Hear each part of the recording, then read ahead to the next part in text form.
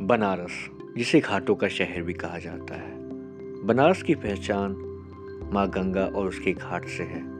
यहाँ लगभग 80 से भी ज़्यादा घाट हैं और हर घाट की एक अपनी ही कहानी है। सुबह सुबह गंगा में नाव की सवारी करते हुए सूरज की किरणें, मंत्रों की ध्वनि और बहती गंगा मन को अद्भुत शांति देती है। यहाँ लोग स्नान करते हैं, पूजा करते हैं और अपने दिन की शुरुआत आस्था के साथ करते हैं। यहाँ स्थित है काशी विश्वनाथ मंदिर, जो भगवान शिव को समर्पित है। कहा जाता है कि काशी में मृत्यु मोक्ष का द्वार खोलती है। ये विश्वास सदियों से लोगों को यहाँ खींच लाती है। बनारस की असली जान तो इनकी पुरानी गलियां हैं। ये गलियां बहुत ही सक्रिय हैं, लेकिन इसमें जिंदगी भरी हुई है। यहाँ एक ही रास्ते में या एक ही गली में दुकान, गाय, साइकिल, साधु और पर्यटक सब साथ दिखाई देते हैं। बनारस की ऐसी सादगी देख के लोग दूर दूर से चले आते हैं इस बनारस को देखने। तो आप भी बनारस ज़रूर आइए। बात करते हैं काशी विश्वनाथ मंदिर के बारे में, जो कि भगवान शिव को समर्पित है। बनारस में पहुंचने के बाद सबसे पहला दिन आप काशी विश्वनाथ मंदिर का दर्शन कर सकते हैं। एक बात का ध्यान रखें, अगर आप इस मंदिर पे आते हैं तो अपने सारे सामान, फ़ोन, कैमरा आप अपने होटल रूम में ही छोड़ आइए। अन्यथा आप मंदिर के इर्द गिर्द बहुत सारे दुकान हैं, वहाँ पे आप लॉकर रूम इस्तेमाल कर सकते हैं।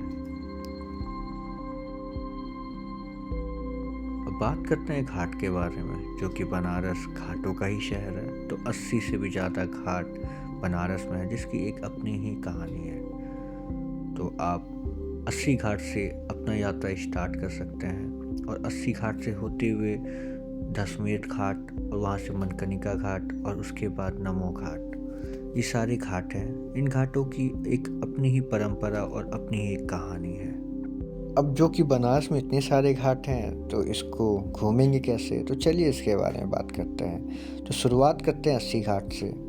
सही समय 80 घाट जाने का सुबह के 5 बजे। अगर आप सुबह के 5 बजे उठ के स्नान करके आप 80 घाट पे आते हो, तो आपको वहाँ की गंगा आरती देखने को मिल जाती है, जो कि बहुत ही सुकून, बहुत ही रोमांचक होती है। तो 5 से 5:30 या 6 बजे तक इस आरती शुरू हो जाती है। इस समय के अनुसार होती है, सर्दियों में थोड़ी सी लेट होती है और गर्मियों में थोड़ी सी जल्दी होती है। तो यहाँ का आरती देखने के बाद अपनी यात्रा शुरू कर सकते हैं 80 घाट से। 80 घाट के बाद यहाँ तुलसी घाट और बहुत सारे ऐसे घाट आते हैं और हर घाट की अपनी कहानी होती है। अगर मैं पूरी कहानी बताने बैठूँगा तो ये वीडियो बहुत ही लंबा हो जाएगा। और अगर शाम की आरती देखनी हो तो दशमेध घाट चले जाओ। वहाँ की भी आरती शाम की बहुत ही खूबसूरत होती है, जो कि आपको बहुत ही अच्छा लगेगा। वैसे तो बनारस में इतने सारे घाट हैं कि आप घूमते घूमते थक जाओगे, लेकिन घाट नहीं ख़त्म होंगे।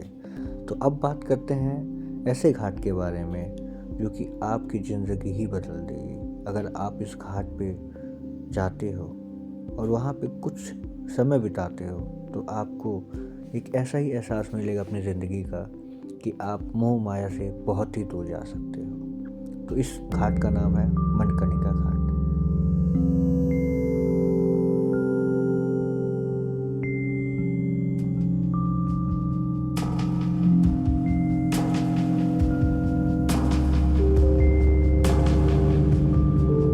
हिंदू मान्यताओं के अनुसार मनकनिका घाट पर अंतिम संस्कार होने से आत्मा को जन्म मरण से के चक्र से मुक्ति मिलती है। कहा जाता है कि स्वयं भगवान शिव यहाँ उपस्थित रहते हैं। मृत्यु आत्मा के कान में तंत्र मन का उपदेश देते हैं। एक प्रसिद्ध कथन के अनुसार भगवान विष्णु यहाँ पे तपस्या किए थे और एक कुंड खोदा था। उसी समय देवी पार्वती के कान का मणि इस कुंड में गिर गया और उसी से इस घाट का नाम पड़ा मनकनिका घाट। इस घाट पर चिताएं की अग्नि कभी बुझती नहीं है। घाट पर दिन रात देह संस्कार होते रहते हैं। और जब इस घाट पे आप 1 से 2 घंटा अपना समय देते हो ना, तो आपको ऐसा लगेगा कि मैं दुनिया की सारी मोह माया को त्याग दूँ और ये सब बेकार है, क्योंकि अंत में सबको यहीं आना है। बनारस में आने के पहले आप 3 चीज़ों का ज़रूर ध्यान रखना। पहला कि आप कैश लेके ज़रूर चलना, क्योंकि यहाँ पे कहीं-कहीं यूपीआई नहीं चलता है, ऑनलाइन पेमेंट नहीं लेते हैं, ज़्यादातर घाट और मंदिर के अगल-बगल। और तीसरी बात है कि जब भी आप मंदिर के दर्शन के लिए जाओ तो अपने जो भी सामान हो, बैग वगैरह लगेज, वो होटल में छोड़ के ही जाना, क्योंकि बहुत मंदिर के अंदर बैग्स अलाउ नहीं होते हैं। चलिए मैं अब अलविदा लेता हूँ। बाकी ज़िंदगी में एक बार आप बनारस ज़रूर यात्रा करें और इस यात्रा के दौरान आपको खुद एहसास होगा कि बनारस कितनी अच्छी जगह है। यहाँ पे घाट, मंदिरें, वहाँ की सादगी, कल्चर को बनारस बहुत ही अनोखी बनाती है।